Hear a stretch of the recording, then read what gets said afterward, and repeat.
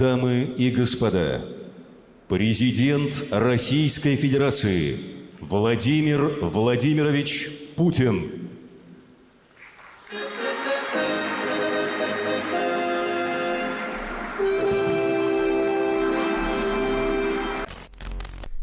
And so it begins. This week, columns of tanks, troops, and military hardware paraded through Moscow as Vladimir Putin looked on from Red Square, flanked by World War II veterans in medals and uniforms, but not wearing masks, as throngs of not socially distanced Muscovites lined the streets. Xi Jinping and Emmanuel Macron were supposed to be there, but they took a pass. But hey, at least Alexander Lukashenko showed up. And next week comes the main event, as Russians go to the polls to vote on constitutional amendments that could keep Putin in power until 2036. The bread and circuses spectacle of this week's parade and the tightly choreographed political theater of next week's constitutional referendum are designed to establish a fresh veneer of legitimacy to effectively turn Putin into Russia's forever ruler. So will it work? And what comes next? Hello from my makeshift studio in my condo in Washington, D.C.'s awesome Adams Morgan neighborhood, and welcome to the Power Vertical Podcast. My name is Brian Whitmore, director of the Russia program here at SIPA. And joining me from his home in Alexandria, Virginia, where, yes, there is an awesome old town, is former U.S. State Department official and veteran Kremlin watcher Donald Jensen, a senior fellow at SIPA and a lecturer at Johns Hopkins University. Welcome, Don. Hi, Brian. Nice to be back. Good to have you. Nice to have you back. Also joining us from D.C.'s lovely DuPont Circle neighborhood is Maria Snegovaya, a fellow at SIPA's Russia program and a postdoctoral fellow at Johns Hopkins University. Welcome, Maria. Thank you for having me, gentlemen. Thanks for being with us. And also with us today from Fairfax, Virginia, from his Fairfax, Virginia home, is somebody I have long wanted to have on the podcast. Vladimir Kara-Murza requires little introduction, but I'll give it a shot. Formerly, Vladimir is vice president of the Free Russia Foundation, a columnist for the Washington Post, and a Russian opposition politician. Informally, he is something of a legendary warrior for Russian democracy. Welcome to the podcast, Vladimir. It's great to finally have you on. Great to be on your podcast, Brian, and great to be on with distinguished colleagues. Thank you. So just hours before this recording, I want all of our listeners to know that Maria and Vladimir were briefing at the European Parliament. And since they are here in the United States of America, that meant they had to get up at really early in the morning and didn't get a lot of sleep. So they're here with us out of the kindness of their hearts. So to get the ball rolling, Vladimir and Maria, I want to give us the Cliff Notes version, what you told those European lawmakers about what to expect from Russia. And we'll all be doing this again with U.S. congressional staffers next week. So Vladimir, why don't you get us started with that? Well, it's actually important to get the terminology right straight away before we begin the conversation, because a few seconds ago in the introduction, you talked about a constitutional referendum in Russia. It's not actually a referendum. There is a referendum that's provided for by Russian law and by the Russian constitution, and a real referendum would require, for example, a minimum turnout. The real referendum would provide for an opportunity to campaign on both sides, for yes and a no.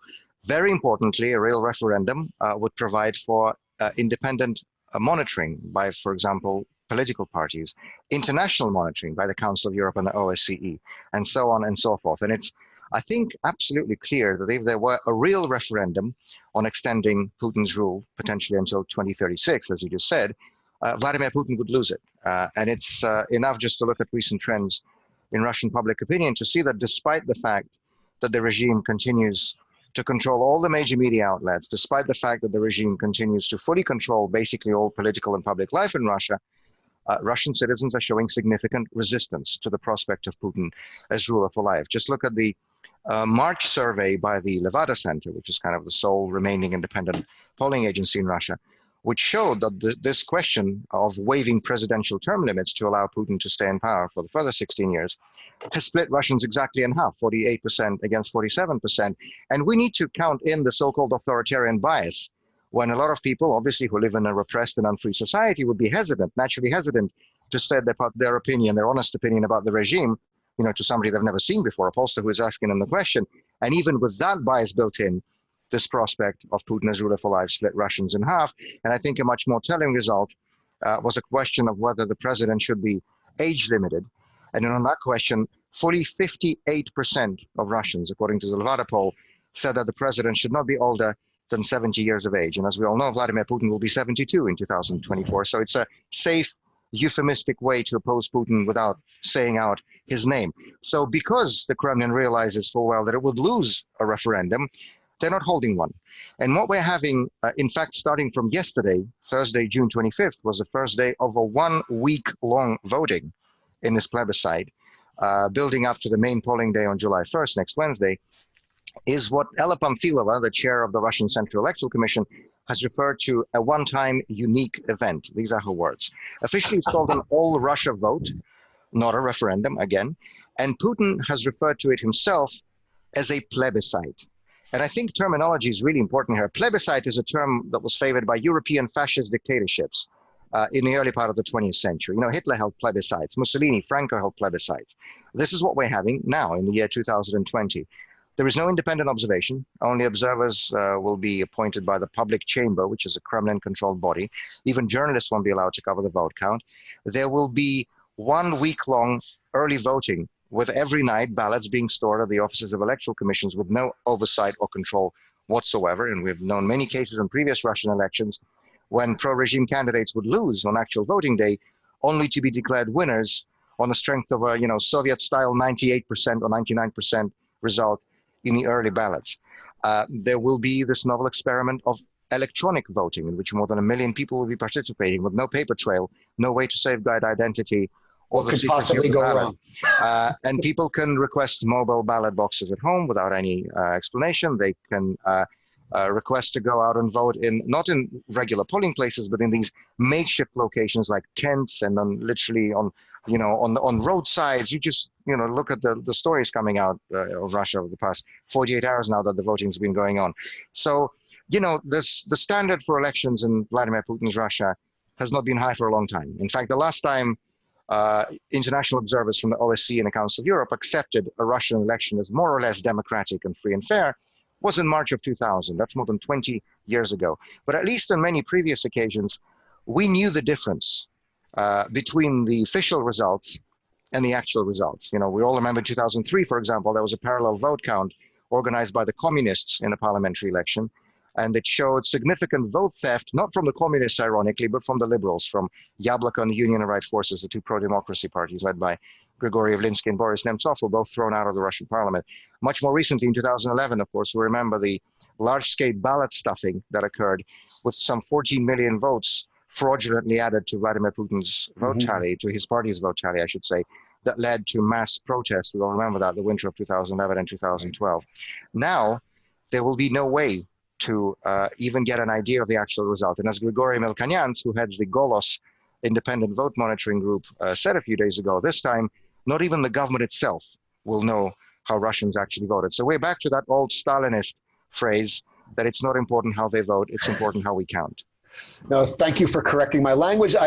Since we are on a kind of radio program and not on television, I am making air quotes whenever I say things like elections, parliament, referendums. When we're referring to Russia with these things, picture me doing this, and all of my podcast hosts can see me making air quotes.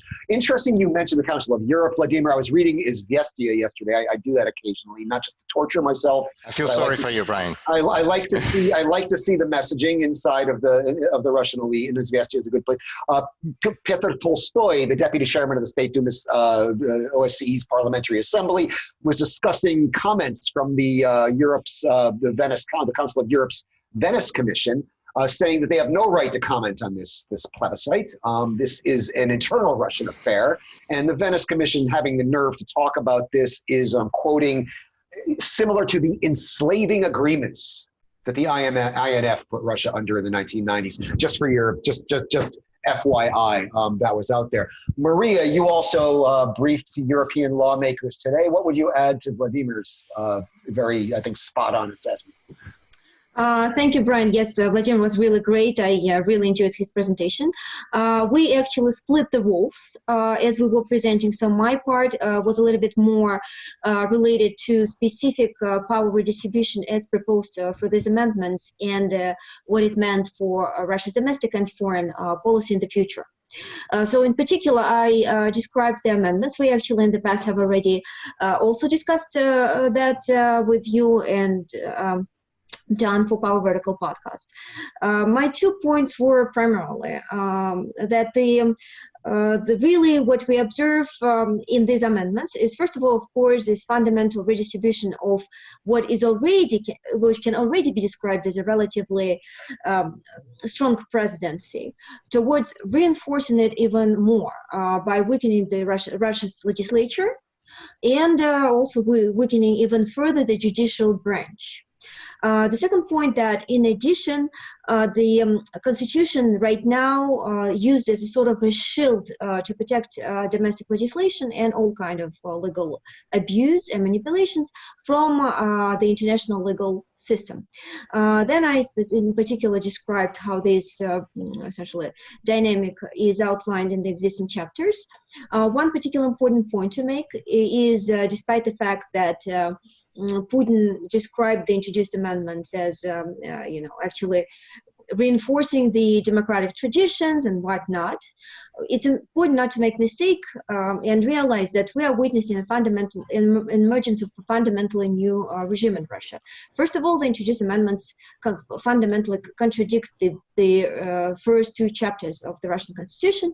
Again, Vladimir correctly pointed out during our discussion that it's not because Putin didn't want to rewrite the first 2 chapters, but he just couldn't do that because those 2 chapters are protected by a very specific legal procedure and the real referendum without, any quotes. So he couldn't do that.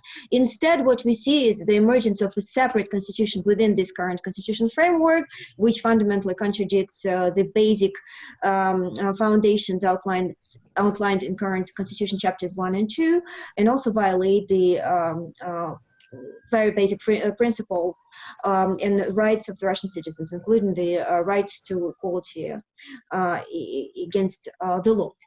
And of course, we also discussed how the legislature is undermined because even if Putin in his Federal Assembly address on January 15 suggested that these changes will reinforce the parliament and actually make Russia's power more redistributed, it's unfortunately not at all true in the real outline of the amendments. As a matter of fact, they really reinforce the presidency even further in a very dramatic way. One particular point is, of course, the president's essentially ability to fire constitutional judges of the constitutional courts, remove them from the office by introducing a proposal to the upper house of Russia's parliament.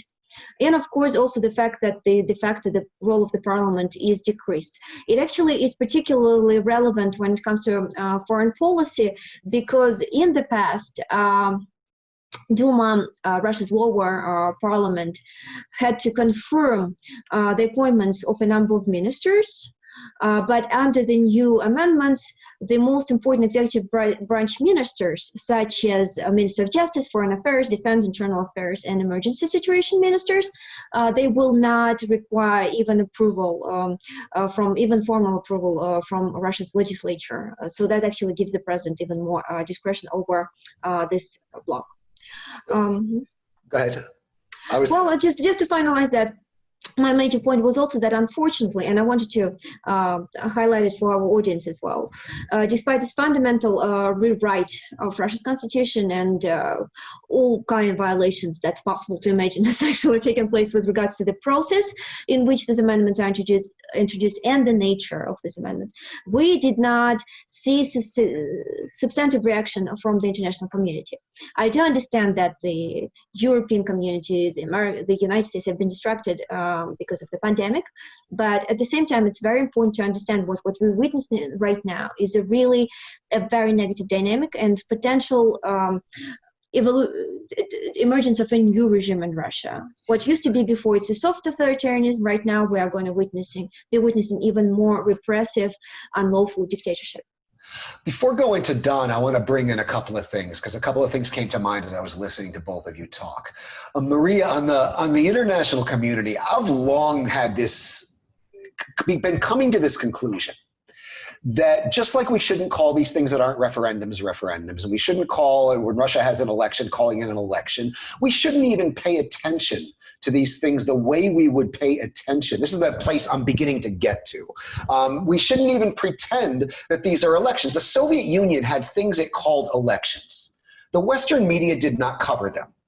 Right? They did not treat them as actual elections. They were not monitored by European institutions or international institutions because everybody understood that they were complete BS. They weren't elections, right? And I'm beginning to come to the conclusion that maybe if we did that, it would probably drive the Kremlin crazy if we just ignored it.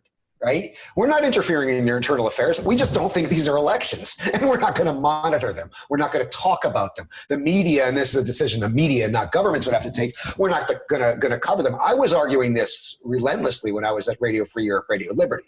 Let's stop legitimizing these elections by covering them as if they're actually elections. Right now, just throwing that out there. That I'm sure will get me some nasty comments from trolls on Twitter, but whatever.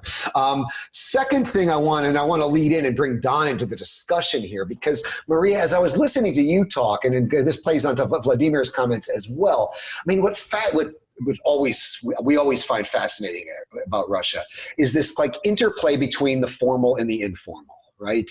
And that, Maria, you're describing all of these legalistic processes to go through to have, at the end of the day, this thing that is a complete fiction, a referendum that's not a referendum, because we all know what the result is. And so, but that is not to say that these things are meaningless, right? Elections in Russia with the scare quotes, referenda in Russia with the scare quotes, are legitimization rituals in their political theater. And they're important to the regime, I think. I'd like to get your reaction, but I want to get Don to weigh in first. They're important as political theater because they legitimize the regime.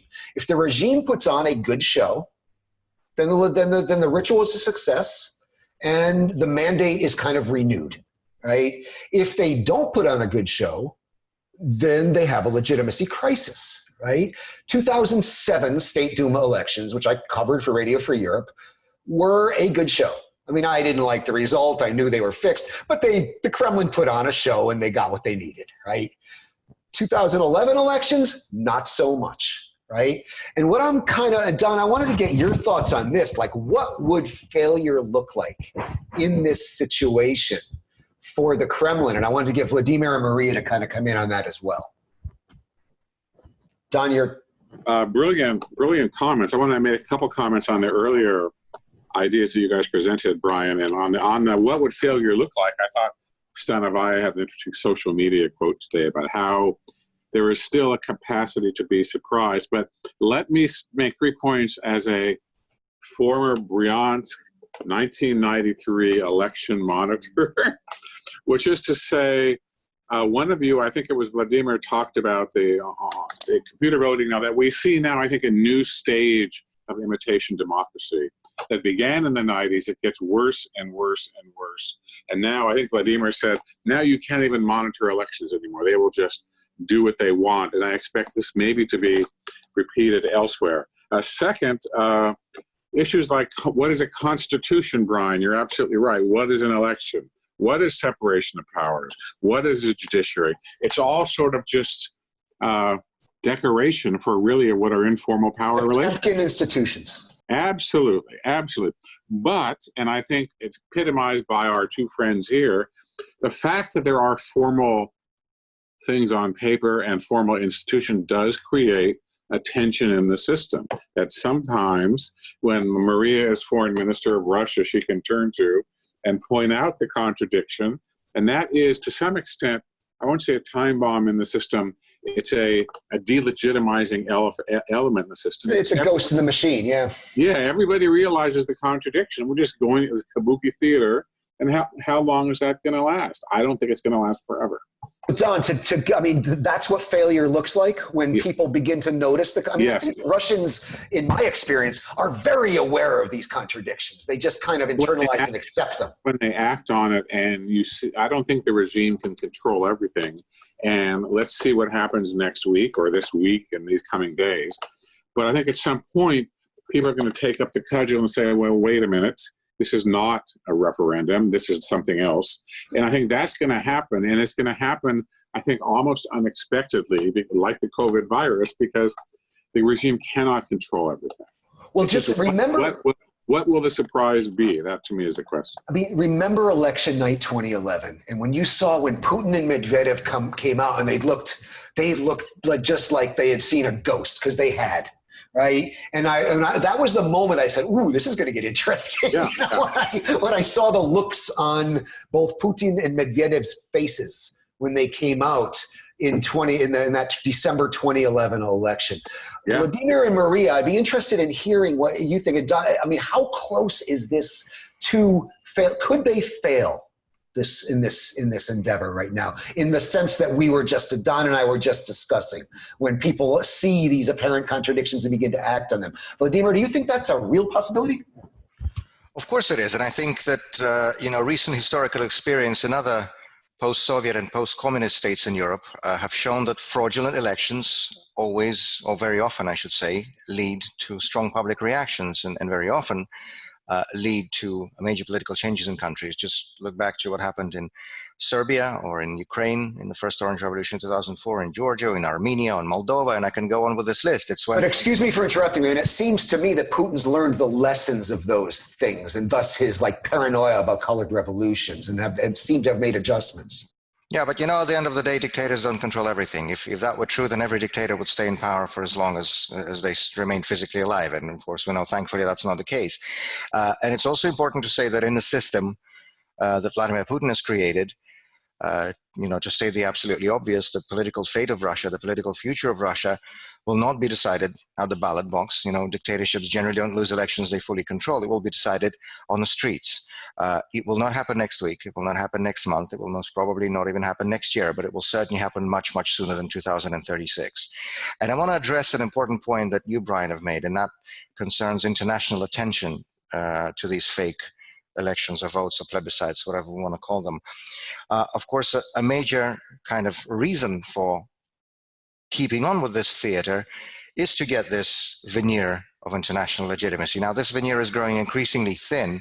As Don just said, there has been this downward progression of elections in Russia over the last 2 decades or so, until we got to this point today where this event has almost nothing to do anymore with a genuine democratic procedure.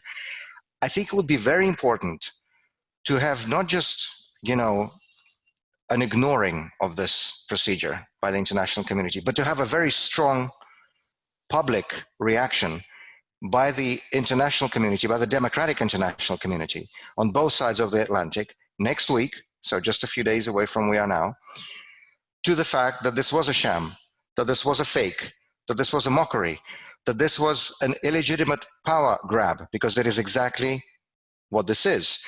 And that from this day on, from Wednesday, July 1st, Vladimir Putin's regime belongs to exactly the same category of rogue regimes as Blaise Compaoré's in Burkina Faso, Lukashenko's in Belarus, Islam Karimov's in Uzbekistan, and all these other authoritarian kleptocratic systems that have traveled this unsophisticated road of illegally waiving presidential term limits before.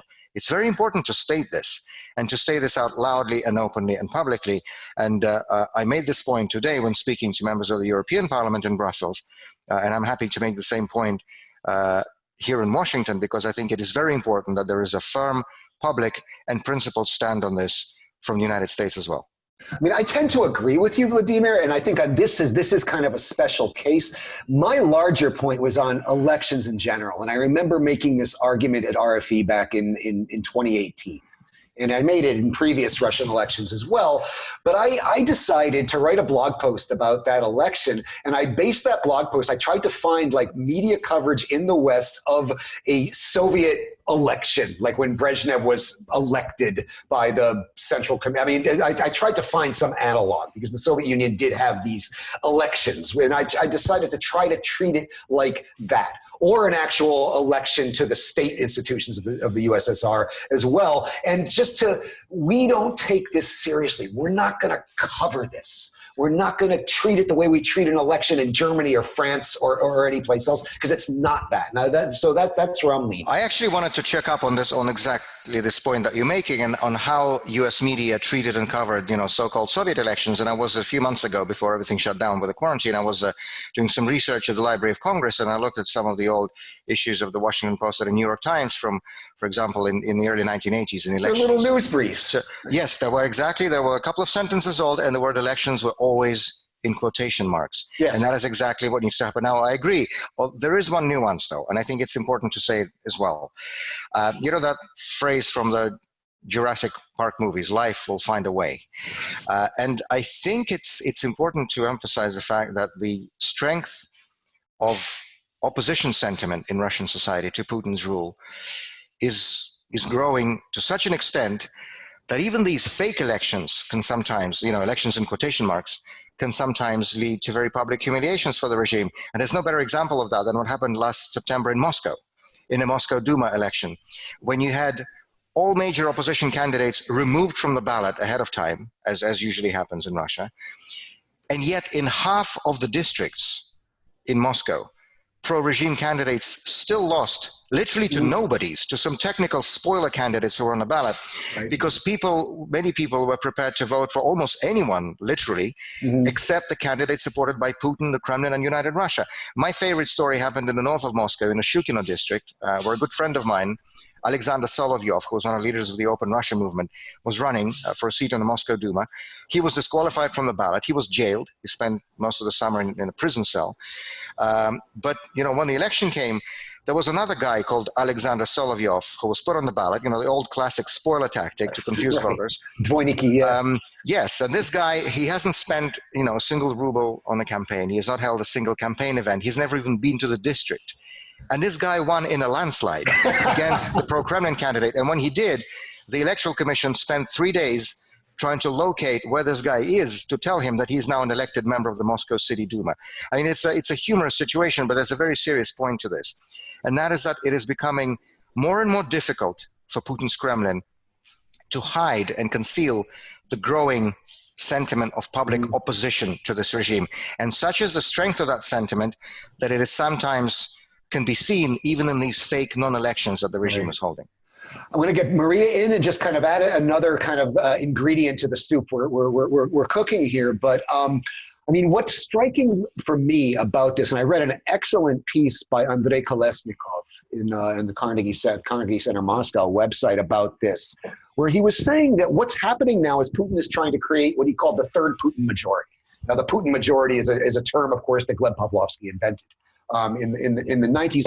But Kolesnikov kind of spins this out and says the first Putin majority, and remember, majority is in scare quotes here, but the first Putin majority was based on the rising living standards of the early 2000s, right? The second Putin, that came to an end between 2008 and 2011.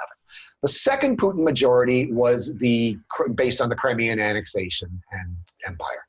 This third Putin majority it's based on a big nothing burger. I mean, there's nothing there that basically Putin, he has to rule eternally because he has to rule eternally. It's this ridiculous circular logic. And this is another reason why I think they might be in a little bit of trouble here. Maria, to you for any comments on anything we've heard so far, because there's a lot of ingredients in the soup right now.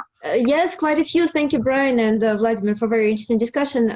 Yes, definitely great points by Andrey Kolesnikov, I have to say. He actually is a great analyst. I think it's very perceptive, and that's why one of our other presenters at the panel earlier today, Konstantin Egert, actually described the current situation as, I think, as a twilight of Putin's regime. He thinks it's the beginning of the end. The problem is that, as usual with these predictions, we have no idea where the end of the end is going to come. It may actually last quite a while, but certainly, as we have previously discussed with you, Brian and Dan, we see in the polls, right, that the popularity of Putin personally has been in dramatic decline recently. As a matter of fact, Levada recently reported less than 25% trust rating in Putin, and that is in approvals about 59, right? Yeah, but it is still it's very low. Both of the ratings for are very Putin, low. those are both historic lows for Putin. And keeping in mind that those polls are currently run through phone interviews rather than face-to-face because of the pandemic, which means that they're actually higher because people tend to over-report or inflate the assessment when some unknown person calls them and asks them how they feel about Putin. That's the first point. Second of all, why does it matter? As a matter of fact, why do these constitutional amendments matter? Why do we even discuss them, given that Russia is really an unlawful system and it's not going to change anything? That's funny because I got exactly the same question during the conversation at the European Parliament. And I think it's important to keep in mind that even if they don't mean the same thing as they do in democracies, legal rules do matter in autocracies as well. As a matter of fact, me and Kirill Rogov back in 2009 published a paper in Russian, and we hope actually to continue this research in the future because it's very promising, looking at the how different regimes with different term limits for executives differ in the institutional environment. And believe it or not, that even you take a set of autocracies, in autocracies where leaders, incumbents, have longer terms of staying in power, like 8, 9, 10 years, like two consecutive terms, 5 years twice, it would be 10 years, for example. Those autocracies actually have worse institutional environments than autocracies with more limitations on executive authority. Now, we're not claiming the causality, of course, it's just a correlation, but the very fact that this is happening is definitely taking Russia even in even worse direction. Also, as I mentioned before, Yeltsin's legal reforms were not perfect, but they've been probably the best what Russia has had so far in its quite unlucky history when it comes to the rule of law.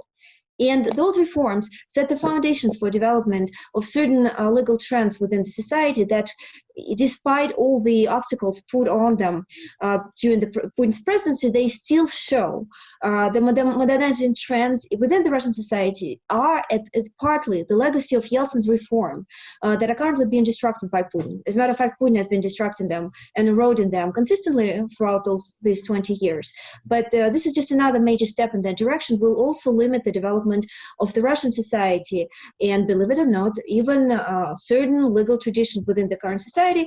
We have discussed again before the so-called duality of law in Russia. So when it comes to political trials, everything is of course decided by the Kremlin. But when it comes to ordinary, cases, like when someone steals something from me, none of us is a famous opposition politician, then there is a chance to defend yourself in a court. And these kind of precedents that are completely illegal and unlawful set in the current amendments in the Constitution certainly also creates another bad precedent even for day-to-day rule of law in Russia, and that's important also to keep in mind. And my third point is about the importance of election in autocracies. I agree that that's a fake and not the same thing, again, as democracies, but at the same time, I disagree that the regime needs elections for legitimacy. As a matter of fact, I think the regime is quite afraid of the elections, and that's why the constitutional terms of both parliament and president have been extended during Medvedev. Remember that? That's because the autocrats really don't like holding elections, especially unpopular autocrats who know that they're unpopular and their popularity is in decline. And that's why many political analysts in Russia, me included, we emphasize the importance of coming to vote, even if this so-called voting is very illegal and unlawful, as Vladimir has described, because they create a collective action point for opposition to mobilize. And of course, the chances are not high that it's going to lead to any change or even wide protest, because as Vladimir said, we have no way to really control for falsifications and to see what the real numbers are. But they create certain focal point and mobilize their position. It happens all the time in many different autocracies, and commonly these focal points that happen around the time of the elections actually lead to certain changes, to countrywide protests, to potentially even color revolutions in the future. So elections are important and shouldn't be ignored by the opposition, and they should be feared by the autocrats. Don, I want to jump in. Don, you've been watching this for a while. I wanted to add a little bit more spice to the stew here, or kasha.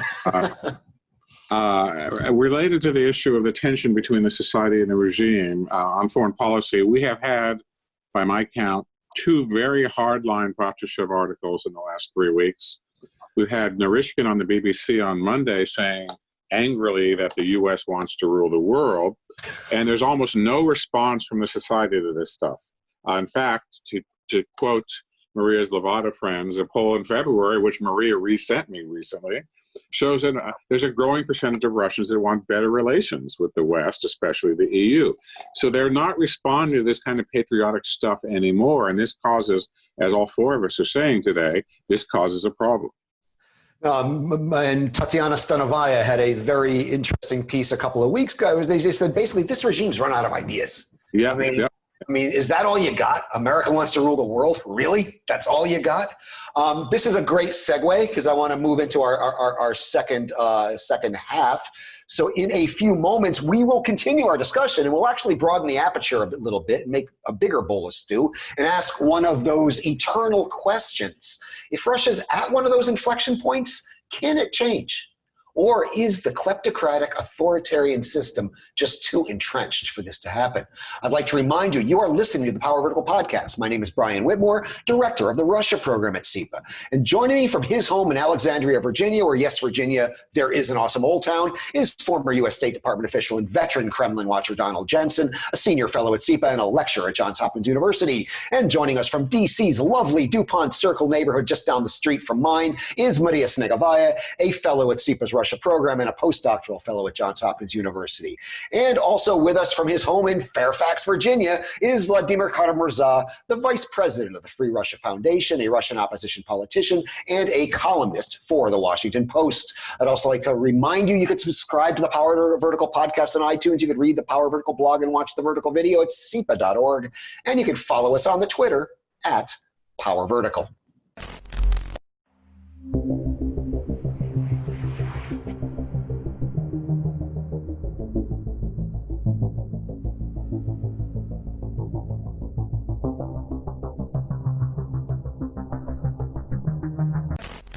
So Vladimir Putin's approval's at an all-time low. Russians are getting restless. The regime looks shaky. You can maybe reach these conclusions if you listen to the first half of our program. You might conclude that change is in the air. Or is it? Because we've, of course, been here before. We thought we were here in the late 1980s and the early 1990s when I was younger and had a lot more hair, and when the breakup of the Soviet Union appeared to signal a democratic future for Russia. Instead, it descended into a dysfunctional oligarchic kleptocracy that ultimately produced Vladimir Putin. We thought we were here in 2008, sort of, when some believe, naively it turned out, that Dmitry Medvedev's little fake presidency might lead to a more pluralistic system. And we thought we were here in 2011, 2012, when massive protests gripped Russia. So is this time different, or is this another false dawn? Vladimir, this is a conversation I've long wanted to have with you, and I'm glad we're having it in public kind of right now, because, I mean, there's two parts to this question. Part one is this an inflection point that could lead to the downfall of the regime? And I think that's a very, very, very, very open question, and it's not the most important question in my opinion. I was asked when giving a lecture today at the European Diplomatic Academy, what comes after Putin? And I said, it matters and it doesn't. Because it doesn't matter if whatever comes after Putin, if it is a more liberal figure, if these deep systemic problems are not uprooted, because that's what happened in the 90s, effectively. You change the regime, but the deep systemic ways of doing things remained the same and produced an oligarchic, kleptocratic regime that ultimately lost the confidence of its people and produced an autocratic ruler in the form of Putin. So, like, how do we get it right the next time when we have this opportunity again? Well, thank you, Brian. This is, of course, a fundamental question, a set of questions. But before answering, I want to take issue with something you said a few seconds ago when you listed those previous points of change. I was provoking you. I know you were, and you succeeded in that because, of course, you're absolutely right about 2008. To be honest, I don't know many people who seriously thought something would come up under Medvedev, but there must have been some. So you're right on this. And it's absolutely true that after the protests in 2011, 2012, the regime quickly regrouped and in fact increased the repression as we have seen since. But I want to disagree with you on the early 1990s. I knew you would. I think it would be really simplistic and frankly wrong to say that in the 90s all we had was, as you put it, a dysfunctional whatever kleptocracy. You know, the 1990s were the longest sustained period of political freedom in the history of Russia. I know that. And Maria and I are lucky enough to be of the generation that saw it and that lived through it. You know, we had a real parliament in the 1990s, no quotation marks, as you put it, a real pluralistic parliament that represented the broader spectrum of political views in society. You know, I think one of the best definitions of democracy I've ever heard was from a Polish-American political scientist, Adam Przeworski, who said that democracy is when the ruling party can lose the election. And we saw the ruling party, or President Yeltsin's party, lose the parliamentary election in December 93 at the Dawn Observe in Bryansk. We saw President Yeltsin's party lose the parliamentary election in December of 95. And so to me, there is no better definition of a democratic election than when the government loses it. And that's what we had in the 1990s.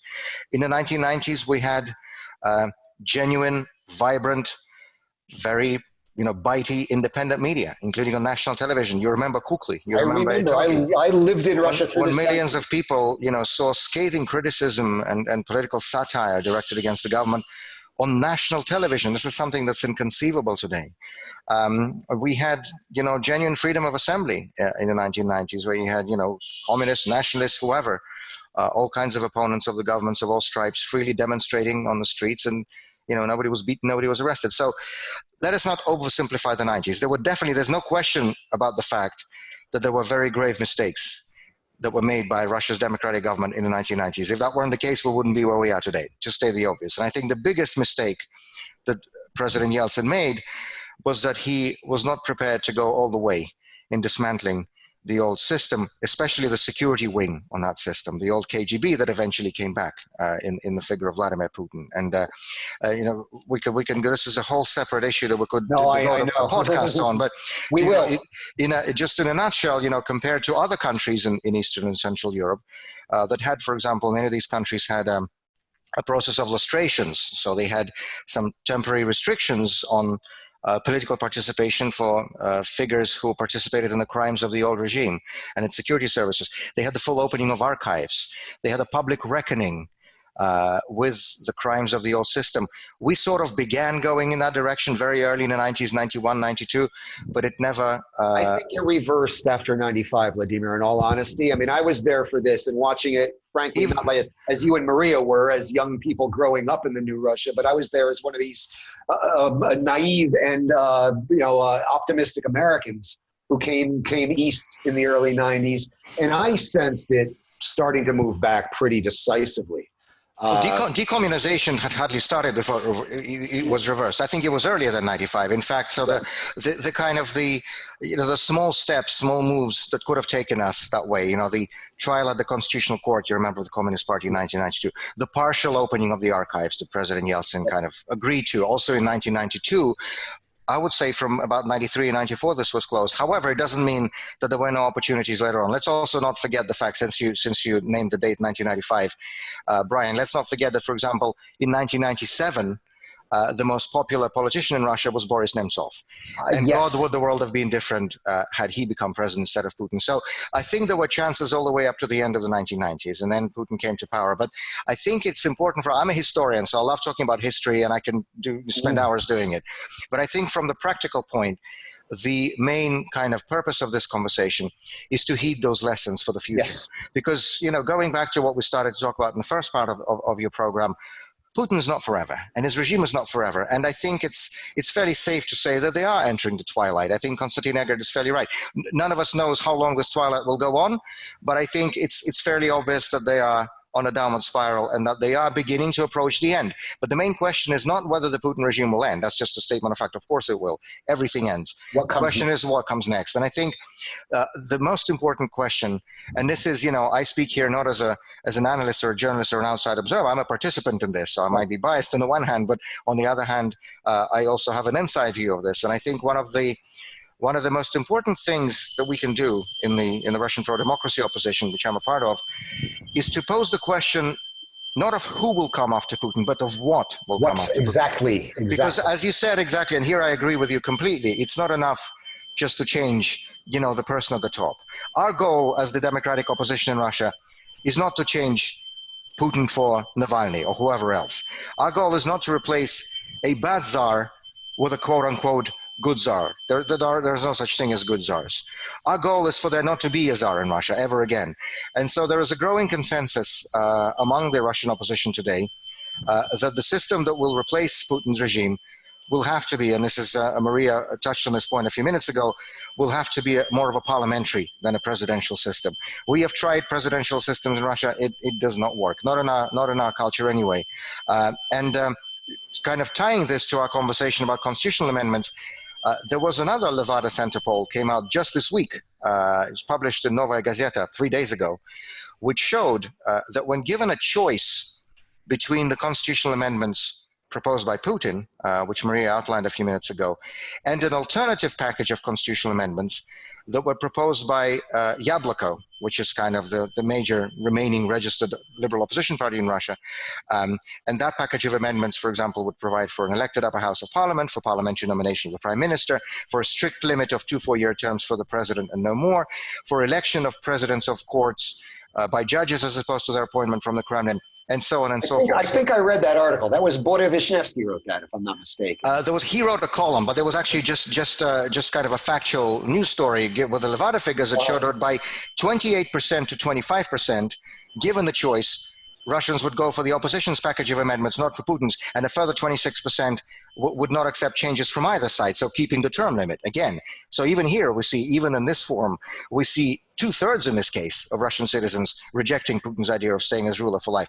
So it's those kinds of ideas that are very important to be discussing already now, because, as somebody who's has studied Russian history, I'm a historian by education, again, and one thing we do know from Russian history is that major political changes in our country usually come quickly, suddenly, and unexpectedly. Nobody predicted 1905. Nobody predicted 1917. I remember myself that nobody predicted 1991. And so the chances are the next time there's a major political shift in Russia, it will happen, like a click of a finger as well. And it is important for those of us who are, responsible members of the political opposition to be laying the groundwork for that change, for that future change today. Because when the moment of change comes, it will be far too late to sit down and start deliberating. I want to bring Don in because, Don, you watched this from a pretty unique perch from the U.S. State Department and from the U.S. Embassy in Moscow as this was all from the Ring Road. Yes, I did.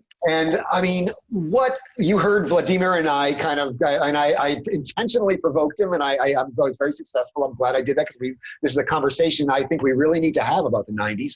What do you see that went wrong, and how do we avoid repeating that this time around? Good point. Is it enough to just do the institutional stuff like Vladimir seems to be suggesting, or does something kind of deeper and cultural happen? I think it's both, actually. I think, first of all, on the 90s, I think you cannot draw one line. The issue of oligarchization, what do you want to call patrimonialization of the economy, and the oligarchs started at one point. The authoritarian trend started separately and maybe earlier with the 93 constitutional referendum, which the U.S. supported, and the shootout of the parliament. So these things went in parallel, but not exactly at the same pace. But I think we have to separate three things here. One is Yeltsin versus Putin versus what comes after, versus the system and the society. And those are different things. So I think it's going to wind down, even if there may be some bolts out of the blue, Vladimir, that are surprises. I highly recommend the big document that came out about 2 weeks ago in Moscow, which is the Dossier Center on FSB. And I'm plowing through it. And it's at a central point it makes, and it was a surprise to me, is that a lot of the informal system is not under any control at all. And that, particularly with respect to the security services, as Vladimir said, and without harnessing that, you're not going to get much of a change at the top, because people will be co-opted, another leader may be co-opted. So I think this attempt to implement what Vladimir says has to go on at a number of levels, and it's going to take a lot of fits and starts, and it's not going to be easy, but I do think ultimately it will happen. Maria, you were so many. comments. Thank you very much to Vladimir and Don for great comments.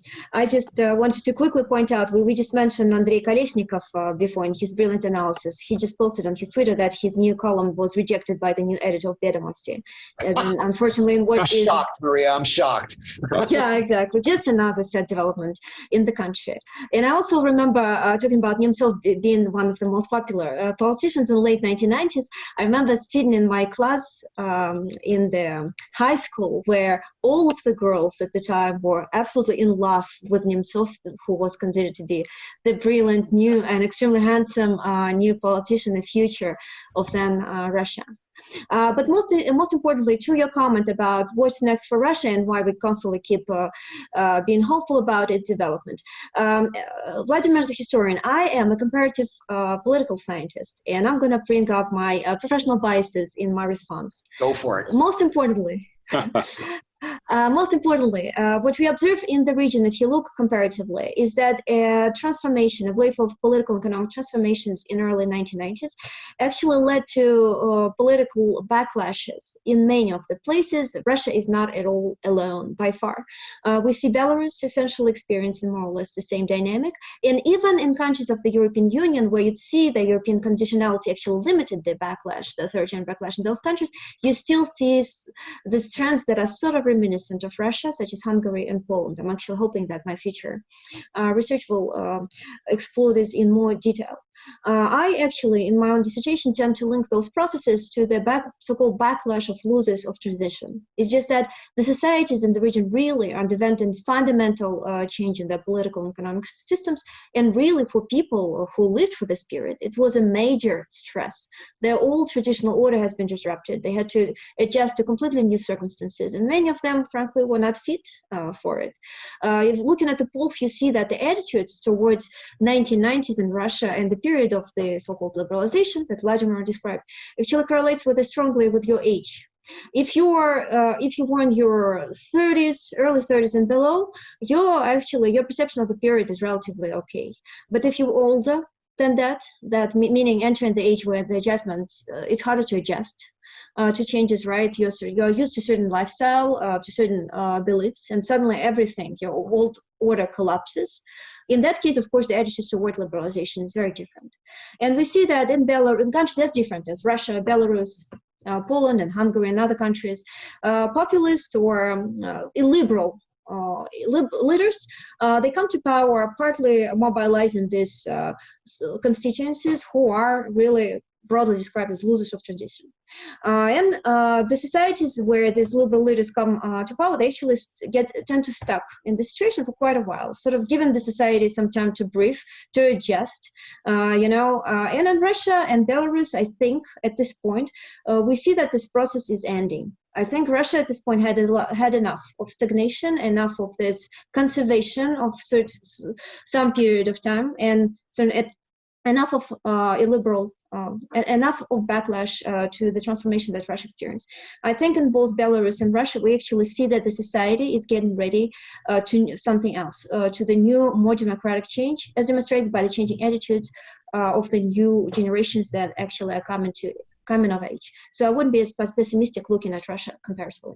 No, Maria, I think that's actually a really important point, and it goes to something I've been giving a lot of thought to lately, actually. And if we think back to that moment of triumph in the early 90s when the West thought it won the Cold War, and we thought we were at the end of history. And if you think of the ideological moment of that time, and in the West, it was a time when what we've come to call neoliberalism was ascendant. Reaganism, Thatcherism, laissez-faire, deregulation. And this is not a political statement. This is a very, very important part of the Western liberal democratic political tradition that, of course, has its place. But at that moment, that became what we, I think, believed was the ideology that won the Cold War, when in fact what won the Cold War was the whole gamut, from Franklin Roosevelt to Ronald Reagan, right? From European Social Democrats to Margaret Thatcher.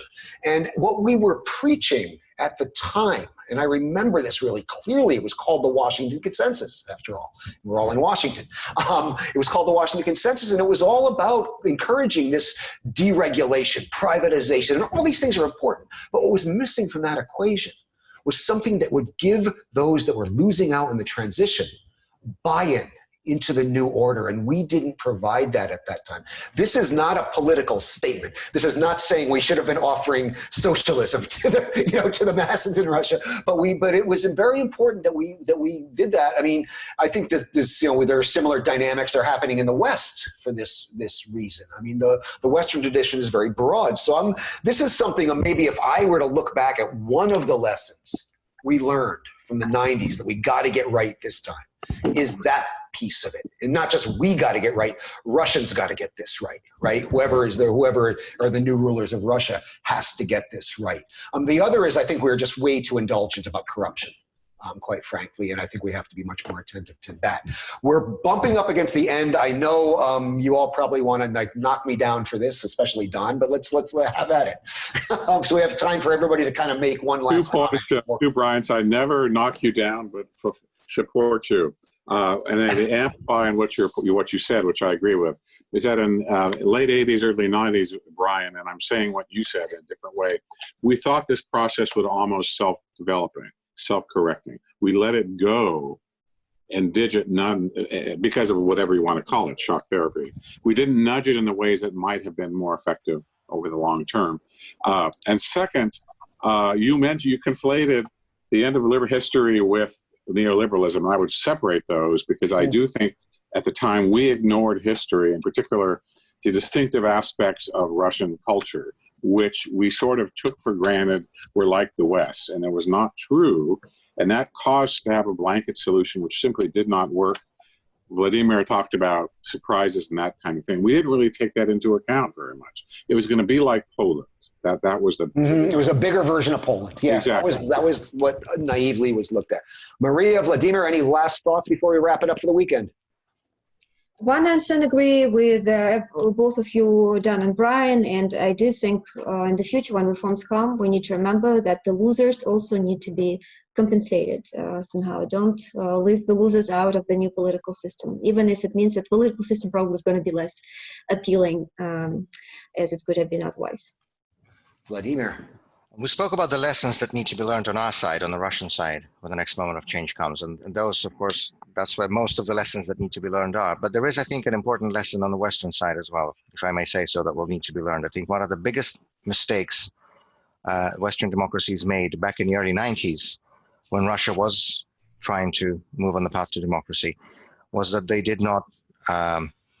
were not ready to fully open their arms and to fully welcome that new fledgling democratic Russia into the club.